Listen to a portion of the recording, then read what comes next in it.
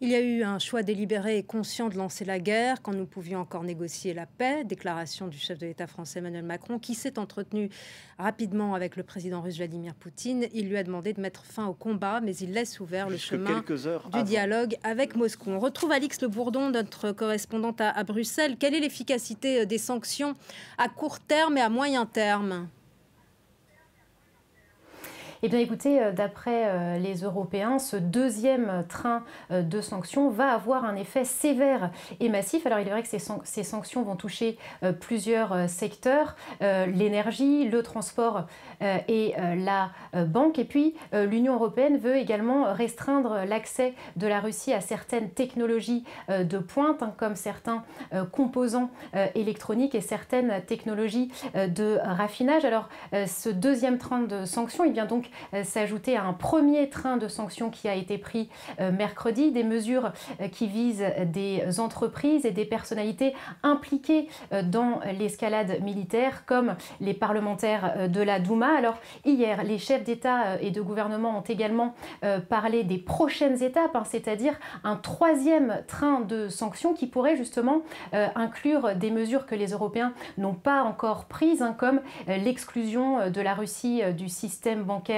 SWIFT. Ça, vous le savez, c'est une demande de l'Ukraine, mais certains pays européens sont réticents, comme l'Allemagne ou comme l'Italie, puisque ce système bancaire SWIFT est utilisé notamment pour les approvisionnements en gaz. Il pourrait, dans ce troisième train de sanctions, y avoir aussi des mesures qui viseraient plus durement les oligarques russes proches de Vladimir Poutine, des mesures qui les viseraient directement au portefeuille. Et puis, on peut aussi parler de mesures individuelles qui viseraient Vladimir Poutine lui-même. Mais on peut en effet se poser la question de l'efficacité de toutes ces mesures, puisque vous le savez, la Russie était déjà sous le coup de sanctions depuis 2014 et l'annexion de la Crimée. Et depuis 2014, Vladimir Poutine a préparé son pays. La Russie a appris à produire plus et à importer moins. Le pays est devenu par exemple le premier exportateur mondial de blé. Il y a eu aussi la dédollarisation du système bancaire. Et puis la Russie a également cherché à baisser sa dépendance vis-à-vis des Occidentaux en se tournant vers d'autres puissances comme la Chine. Et le président ukrainien vient de réagir. Il appelle l'Union européenne justement à alourdir les sanctions contre la Russie. Vladimir Poutine va réagir. Quelles vont être les conséquences pour les Européens ?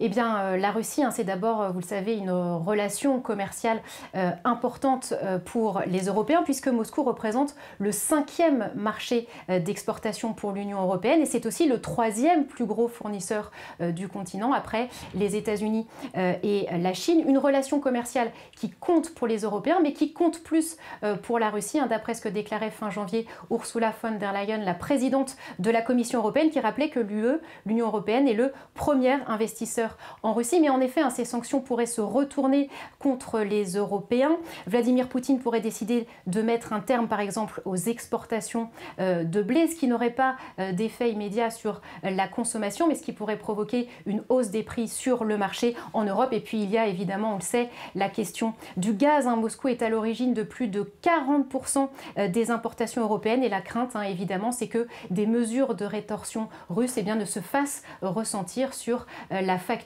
d'énergie des Européens. Merci beaucoup, Alix Le